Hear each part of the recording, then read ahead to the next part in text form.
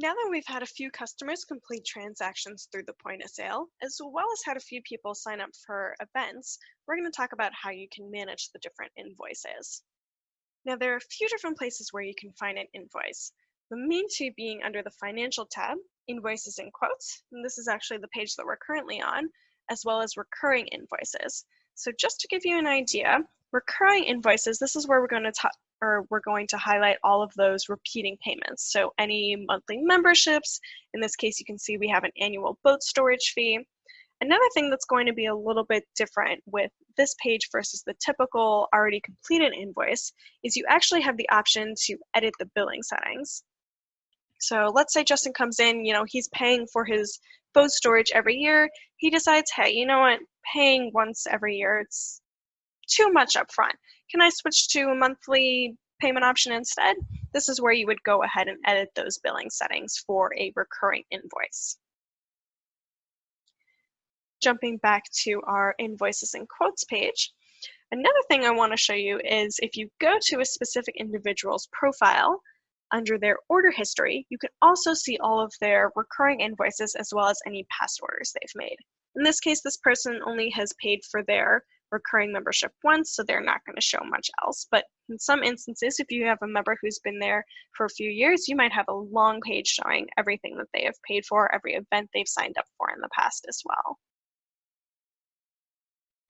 Now, additionally, we have our payment due invoices. So these are anything that's unpaid, and you have two status options available. Payment due, like you see in this first one, and failed online payment. For payment due, this is just going to be any invoice that was created with a payment due option. So for whatever reason, we weren't collecting payment at the time, whether it was somebody who, again, just repeating our instances from the point of sale video, somebody forgot their wallet and they say, hey, I'm really sorry about that, just charge it to my account and I will pay it when I get home. Or you have your failed online payment. So this means that we did attempt to charge the card on file, and for whatever reason, whether it was insufficient funds, an expired card, anything like that, that payment did not go through.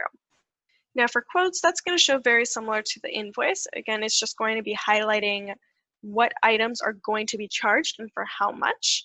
And then for refunds and voids, this is a relatively rare instance, but we'll talk about that in just a minute.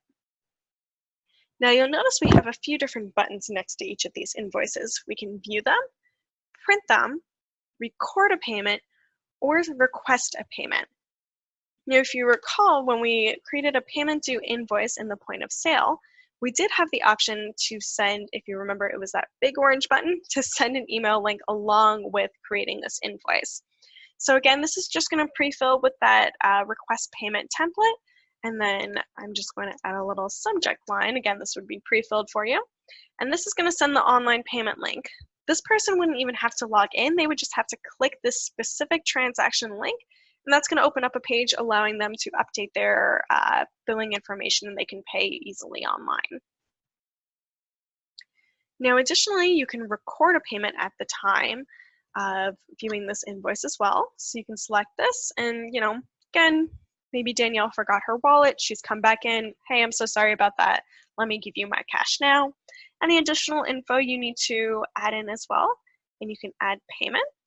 And now you can see we've recorded that payment for invoice number 8585. So if I go back to our paid invoices, that's going to show up down here. Now, if I go and view one of these invoices, I have a few other options as well. So in this instance, this is a failed online payment, but it was for a recurring payment, so a membership, I believe. Yes, this one's for a monthly membership. So I can turn off that auto charge. It looks like we've had 6 failed charge attempts. It's not going to charge anymore after that. So you can turn off this option as well and just request it. You can see all of the dates and times that we've attempted to charge the card on file. And then additionally, from here, you can send that request payment, send a receipt if this was already paid, record payment like we just talked about, and additionally, you can void a payment. So what this is going to do is it's actually going to go ahead and it's not going to remove any purchased items or from membership. So technically, this is going to still show that I have a membership. So it's just something to keep in mind, or it's going to show that I'm still registered for an event. If I come in and I say, hey, you know what, I'm really sorry that my credit card failed, you know what, I actually can't attend this event in the end. Can you just go ahead and cancel the transaction, not charge me anymore? You do have the option to void that payment. Now, additionally, just keep in mind, you would have to go back to that event page and manually remove the participant to make sure that they are fully removed. Now, coming back to our paid invoices, let's see. We'll use Hayden's example here. Now, additionally, for a paid invoice, you have the option to refund as well. So if I click on this, and this is just going to vary on your permissions, you may not even see this as an option on your screen. Again, just depends on your permission. You may need to contact an admin for your organization to go ahead and issue a refund. If you are issuing a refund, there's two ways you can go about it. You can refund for a specific item, or you can refund the entire transaction. So in this case, let's say Hayden comes in and she says, hey, you know what, this t-shirt, it's just too small, I don't even want it. Can you just go ahead and refund that for me? You're going to see the different accounts that those refunds are going to be issued from. And then you can also select the payment method for that refund. So in this case, Hayden paid in cash. Typically, you would just give her cash back. If she had paid it with a credit card, you would also have the option to return to that credit card initially.